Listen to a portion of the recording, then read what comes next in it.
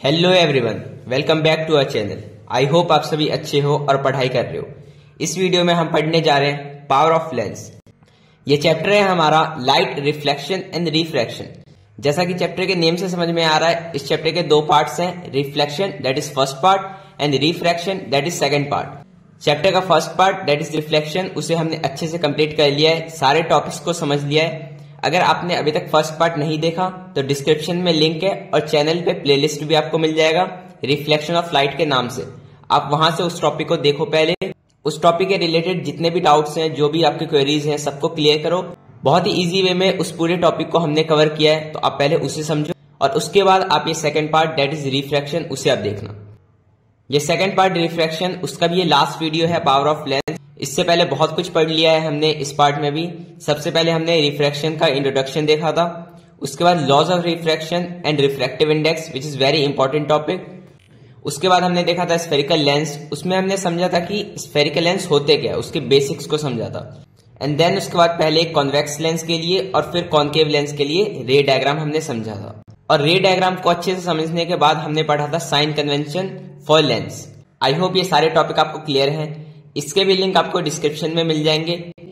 Chapter का मतलब है सारे टॉपिक्स एक सीक्वेंस में है, तो आपको भी उसी सीक्वेंस में फॉलो करना है और एक एक करके जैसे जैसे वीडियोस आ रहे हैं उसी तरीके से आप सारे वीडियोस को देखो, तभी आपको चैप्टर क्रिस्टल क्लियर हो जाएगा। ठीक है, तो ये वीडियो है हमारा पावर ऑफ लेंस के ऊपर। अब हम स्टार्ट करने जा रहे हैं अपना वीडियो। देखो, पावर ऑफ लेंस, एक लेंस का क्या पावर होता है। इस पेज में जितने भी चीजें लिखी हैं, चाहे वो डेफिनेशन हो चाहे वो फॉर्मूला हो, उन सबको हम बाद में देखेंगे। पहले मैं आपको एक सिंपल पेज लेके उसमें समझाता हूं कि पावर ऑफ लेंस का मतलब क्या है, इसका कंसेप्ट समझाता हूं आपको। देखो, सबसे पहले पावर ऑफ लेंस होता क्या है। आपको ये पता है कि कोई सा भी लाइट रे अगर लेंस से पास करेगा तो वो लेंस उस लाइट रेस को रिफ्लेक्ट करेगा, वो डाइवर्ज भी कर सकता है और कन्वर्ज भी कर सकता है। ये हमने बहुत अच्छे से पढ़ा हुआ है। अब कौन सा लेंस डाइवर्ज करेगा, कौन सा लेंस कन्वर्ज करेगा, ये सारी चीजें आपको क्लियर है। तो हमारा जो टॉपिक है पावर ऑफ लेंस, ये उसी को बताता है कि कोई सा लेंस कितना डाइवर्ज करता है या फिर कितना कन्वर्ज करता है, उसी को हम पावर ऑफ लेंस कहते हैं। तो पावर ऑफ लेंस जो हमारा टॉपिक है, ये इसी से रिलेटेड है कि कोई सा भी लेंस एक लाइट रे को कितना डाइवर्ज करता है और कितना कन्वर्ज करता है, उसी को हम कहते हैं पावर ऑफ लेंस। मतलब मान लो ये लेंस है, ठीक है, और ये मान लो एक सेकंड के लिए कन्वेक्स लेंस है। अब लाइट रेस आ रही है, मान लो दो लाइट रेज आ रही है। अब ऑब्वियसली कि ये कन्वर्ज कर देगा, ठीक है, यहां पे इसने कन्वर्ज कर दिया, फर्स्ट केस। एक और केस लो, ये भी हमारा कन्वेक्स लेंस है, लाइट रेज आ रही है। फर्स्ट केस में इसने यहां कन्वर्ज किया था, हो सकता है सेकेंड केस में इसने यहीं पे कन्वर्ज कर दिया, ठीक है, यहां पे मान लो इसने कन्वर्ज कर दिया। तो सेकेंड वाले केस में डिग्री ऑफ कन्वर्जेंस, मतलब कितना ज्यादा कन्वर्ज कर रहा है लाइट रे, वो ज्यादा है। क्योंकि देखो, फर्स्ट वाले केस में स्ट्रेट लाइट आया और हल्का सा बेंड हुआ, बट सेकेंड वाले केस में एक स्ट्रेट लाइट आता तो है, बट इसका जो कन्वर्जेंस डिग्री है, मतलब कितना ये मुड़ रहा है, ये ज्यादा है। ठीक है, तो यहां पे पावर ऑफ लेंस जो होगा ये ज्यादा होगा। आप कॉन्केव लेंस का देखते हैं। अब देखो, कॉन्केव लेंस के लिए भी मैंने दो एग्जाम्पल लिए हैं। फर्स्ट एग्जाम्पल में आपको दिख रहा है कि पहले रेज ऑफ लाइट आई और हल्का से इसने डाइवर्ज किया, ठीक है। सेकेंड केस में देखो, लाइट रेज वही है पैरेलल, बट यहाँ पे जो डाइवर्जेंस है उसका जो डिग्री है वो ज्यादा है। यहाँ पे हल्का सा डाइवर्जेंस था, बट यहाँ पे डाइवर्जेंस जो है वो बहुत ज्यादा है। ये आपको दिख रहा है, ठीक है। तो यहाँ पे पावर ऑफ लेंस किसका ज्यादा होगा, इस वाले केस का। तो आप देखो, एक बार पावर ऑफ लेंस जो हमने समझा उसका डेफिनेशन देख लेते हैं। The power of lens is a measure of degree of convergence और divergence of light rays falling on it. मतलब एक लेंस पे जो लाइट रेज आ रही है, वहां पे वो लेंस कितना ज्यादा कन्वर्ज कर रहा है या फिर कितना ज्यादा डाइवर्ज कर रहा है, उसी को हम कहते हैं पावर ऑफ लेंस। मतलब अगर डाइवर्जेंस या फिर कन्वर्जेंस जो भी हो रहा है, अगर वो ज्यादा है तो लेंस का जो पावर है उसे हम कहेंगे ज्यादा है, और अगर कन्वर्जेंस या फिर डाइवर्जेंस जो भी हो रहा है अगर वो कम है तो हम कहेंगे कि लेंस का जो पावर है वो भी कम है। ठीक है, तो अब देखो, I hope power of lens समझ में आ गया। अब एक बार ये डिपेंड किस पे करता है मैं वो बता देता हूं आपको। देखो, हम कॉन्वेक्स और कॉन्केव दोनों लेंस से समझेंगे। सबसे पहले यहाँ पे फर्स्ट केस देखते हैं जिसमें पैरेलल रेज ऑफ लाइट आती हैं और यहाँ पे कन्वर्जेंस जो है ये कम है। और सेकंड केस में सेम वही लाइट रेज आती है, बट कन्वर्जेंस जो है ये ज्यादा है। अब ये ज्यादा और कम क्यों है? ज्यादा और कम इसलिए है क्योंकि इस वाले केस में इसका जो फोकल लेंथ था वो ज्यादा था, और इस केस में इसका जो फोकल लेंथ था वो कम था। क्योंकि हमें पता है कि पैरेलल लाइट रेज जो आती हैं वो कहां पे कन्वर्ज करती हैं? फोकस पे। तो यहां पे भी फोकस पे कन्वर्ज किया और यहां पे भी फोकस पे कन्वर्ज किया। तो फोकस अगर मैंने ज्यादा रखा तो यहां जो कन्वर्जेंस था वो कम था, और अगर फोकस को मैंने छोटा कर दिया तो कन्वर्जेंस जो है वो ज्यादा है। सेम आप कॉन्केव लेंस में भी देख सकते हो, लाइट रेज आती हैं, अब ये डाइवर्ज किस तरह करेंगी? फोकस को यूज करके। अब मान लो फोकस यहाँ पे दूर रखता हूं मैं, अब मान लो इसके फोकस को मैंने यहां पे माना, तो यहां पे फोकल लेंथ जो है वो ज्यादा है, तो अब देखो इसका डाइवर्जेंस क्या होगा? फोकस को यूज करती है, तो इसने फोकस को यूज किया और इस तरह डाइवर्ज होगी, इसने वैसे फोकस को यूज किया और ऐसे डाइवर्ज होगी। अब सेकंड केस में देखो, पहले लाइट रेज आई, फोकस हम इसका पास रखते हैं, अब हमने पास फोकस रखा तो इसका फोकल लेंथ भी छोटा हो गया। अब फोकल लेंथ छोटा हो गया तो इसका डाइवर्जेंस देखो, यूज किया और ऐसे चलेगी, इसको यूज किया और ऐसे चलेगी। अब देखो यहाँ पे डाइवर्जेंस ज्यादा है और यहाँ कम था। अगर डाइवर्जेंस कम है, क्यों कम है? क्योंकि फोकल लेंथ ज्यादा है, और यहाँ पे डाइवर्जेंस ज्यादा है, क्यों ज्यादा है? क्योंकि फोकल लेंथ कम है। तो इन एग्जाम्पल से आपको एक क्लियर रिलेशन समझ में आ गया। तो देखो रिलेशन क्या समझ में आता है कि कन्वर्जेंस और डाइवर्जेंस अगर ज्यादा है तो ये ज्यादा क्यों है? क्योंकि हमारा जो फोकल लेंथ है वो कम है, और कन्वर्जेंस और डाइवर्जेंस ये कम है, तो कम क्यों है? क्योंकि हमारा जो फोकल लेंथ है वो ज्यादा है। तो इस रिलेशन को आपको जरूर नोट करना है अपने नोटबुक में, ठीक है? तो आई होप ये पावर ऑफ लेंस का जो रीजन है ये क्यों होता है, किस चीज पे डिपेंड करता है, ये चीज समझ में आ गया। The power of lens depends on it focal length, ये तो हमने बहुत अच्छे से एग्जाम्पल से अभी समझ लिया है। अब देखो वहीं से हम अपना फॉर्मूला भी बना सकते हैं। The power of lens is defined as reciprocal of its focal length in metres. अब देखो पावर ऑफ लेंस जो है ये फोकल लेंथ का रेसिप्रोकल होता है, ऐसा क्यों मैं बता देता हूं। देखो सबसे पहले पावर ऑफ लेंस होता क्या है, अब आपको क्लियर है? क्लियर है, ठीक है। पावर ऑफ लेंस जितना ज्यादा, कन्वर्जेंस और डाइवर्जेंस उतना ज्यादा। हमें ये पता है कि कन्वर्जेंस और डाइवर्जेंस ज्यादा है तो पावर ऑफ लेंस ज्यादा, और कन्वर्जेंस और डाइवर्जेंस कम तो पावर ऑफ लेंस कम, ठीक है? तो ये रिलेशन समझ में आ गया। पावर ज्यादा तो कन्वर्जेंस या फिर डाइवर्जेंस जो भी हो रहा है वो ज्यादा। अब एक रिलेशन और आपको पता है कि कन्वर्जेंस और डाइवर्जेंस ये ज्यादा कब होगा? जब फोकल लेंथ कम होगा, ये चीज अभी आपने देखा है। और कन्वर्जेंस और डाइवर्जेंस ये कम कब होगा? जब फोकल लेंथ ज्यादा होगा। तो देखो पावर और कन्वर्जेंस डाइवर्जेंस का डायरेक्ट रिलेशन है, अगर एक बढ़ेगा तो दूसरा ही बढ़ेगा। बट कन्वर्जेंस डाइवर्जेंस और फोकल लेंथ इसका इनवर्स रिलेशन है, अगर एक बढ़ेगा तो दूसरा कम होगा, और दूसरा कम होगा तो एक बढ़ेगा। तो यहीं से आप रिलेशन बना सकते हो कि पावर और फोकल लेंथ इसका भी इनवर्स रिलेशन होगा। तो इसलिए पावर ऑफ लेंस का जो फॉर्मूला होता है इसे हम P से डिनोट करते हैं। P is equal to 1/f, और f किस में होना चाहिए? मीटर में, ठीक है? इसे ध्यान रखना है। यहाँ पे फॉर्मूला अगेन मैंने लिख दिया है, P is equal to 1/f in metres. एक पॉइंट और लिखा है, short focal length more power, long focal length less power. ये तो हमने देखा कि अगर फोकल लेंथ छोटा होगा तो उसका जो डाइवर्जेंस है या फिर कन्वर्जेंस है वो ज्यादा होगा, और अगर ज्यादा होगा तो पावर ज्यादा, और अगर फोकल लेंथ बड़ा है तो उसका जो डाइवर्जेंस या फिर कन्वर्जेंस जो भी है वो कम होगा, और अगर कम होगा तो पावर भी कम है, ठीक है? अब देखो आपको पावर ऑफ लेंस का फॉर्मूला समझ में आ गया।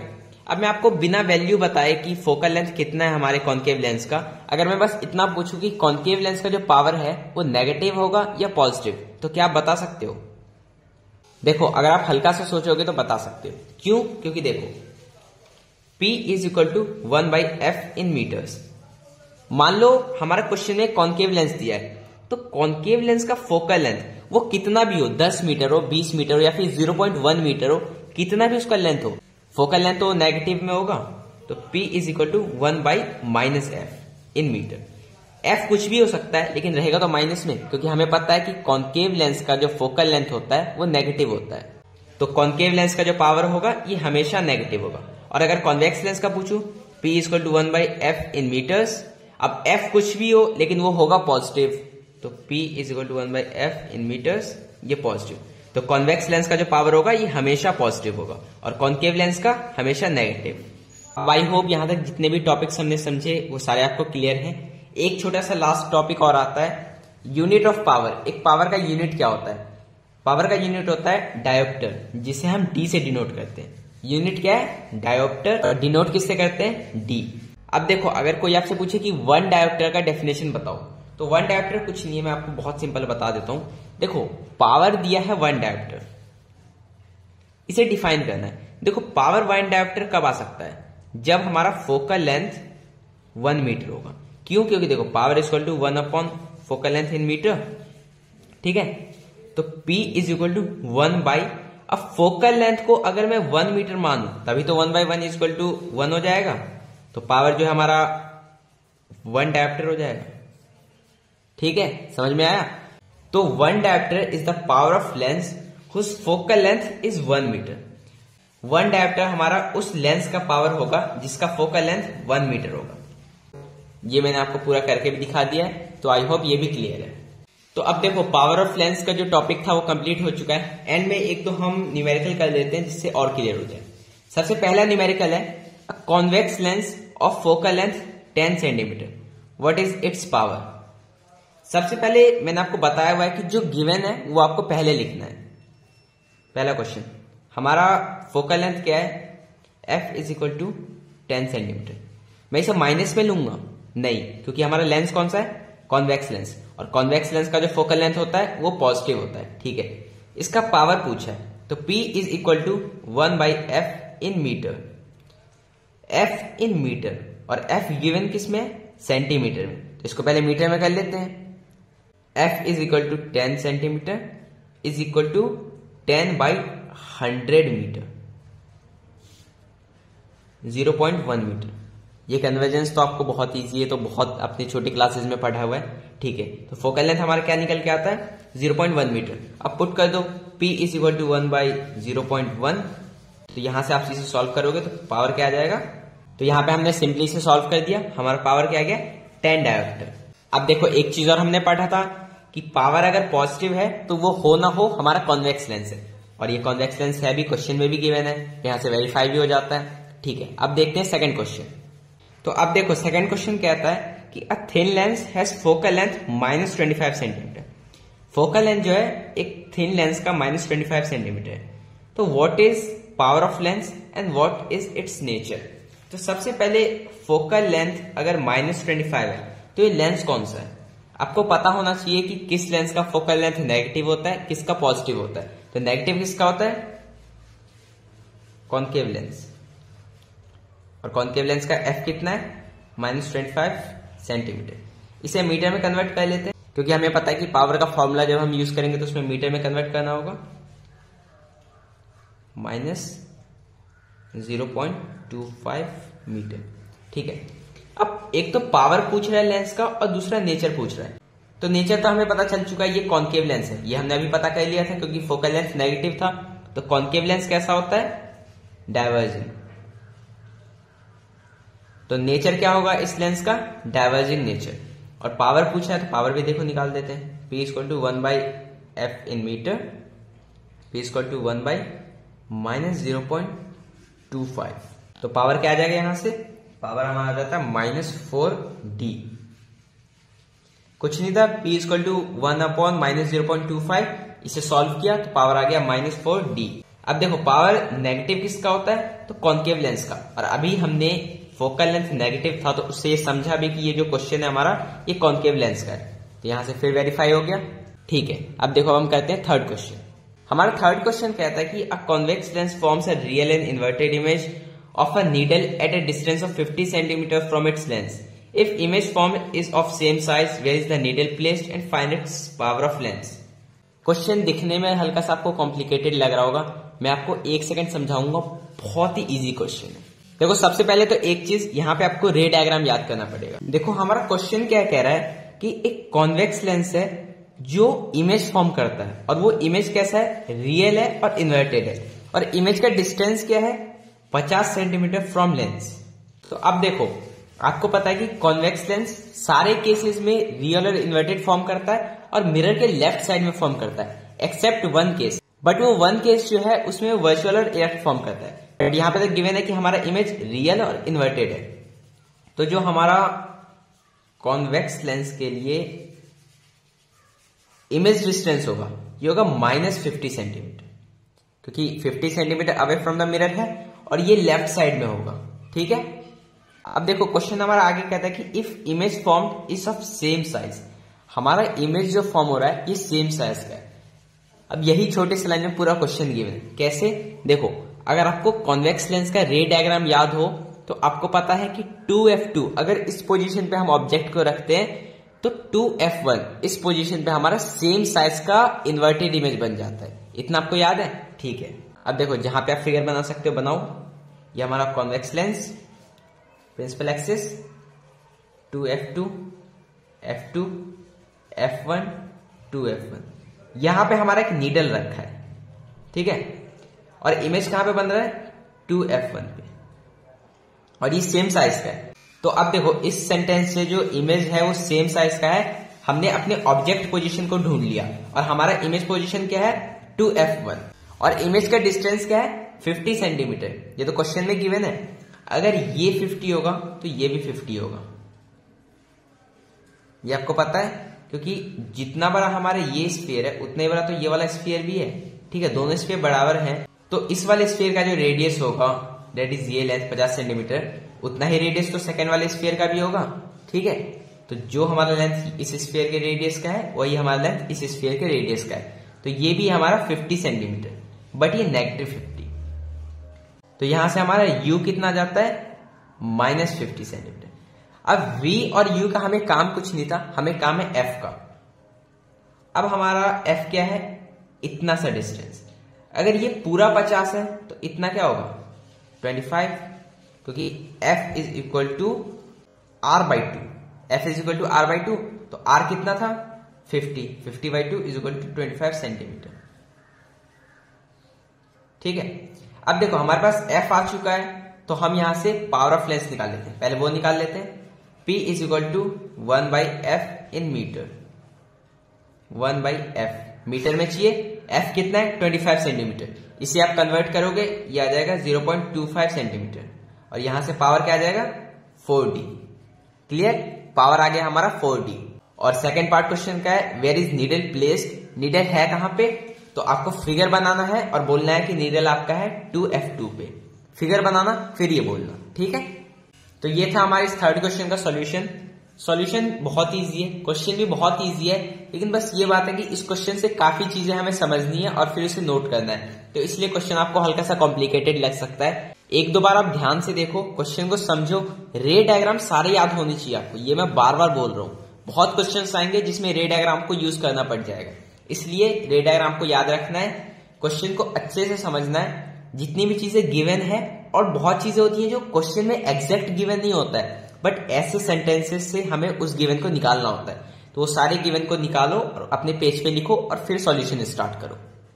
तो इसी के साथ हमारा पावर ऑफ लेंस ये टॉपिक भी कंप्लीट होता है, और इस टॉपिक के कंप्लीशन के साथ हमारा ये चैप्टर भी कंप्लीट होता है। So light reflection and refraction ये चैप्टर अब कंप्लीट हो चुका है। आई होप पूरे चैप्टर में आपको कोई डाउट नहीं है। कुछ भी डाउट हो, छोटा से छोटा है, बड़ा से बड़ा, आप बस कमेंट कर दो, आपका सोल्यूशन मैं जरूर दूंगा। ठीक है, आई होप पूरे चैप्टर में मजा आया, इस वीडियो में मजा आया। अगर सारी चीजें समझ में आ गई, कॉन्सेप्ट इजी लगा, इंटरेस्टिंग लगा, तो प्लीज वीडियो को लाइक करना, चैनल सब्सक्राइब कर लो और अपने फ्रेंड्स के साथ शेयर जरूर करना। अब चैप्टर एंड होते के साथ ही मैं आपको होमवर्क बता देता हूँ, आपको करना क्या है। इस चैप्टर के जितने भी क्वेश्चन है, चाहे वो इन टेक्स्ट हो या फिर बैक एक्सरसाइज हो, वो सारे क्वेश्चन आपको खुद से करने हैं। फिर उसके बाद ये चैप्टर बहुत ज्यादा क्लियर हो जाएगा आपको। सो आई होप पूरे चैप्टर में आपको मजा आया। नेक्स्ट वीडियो में हम फिर से कोई साइंस का एक चैप्टर पढ़ेंगे, अच्छे से समझेंगे। Till then keep learning, keep growing. Thank you.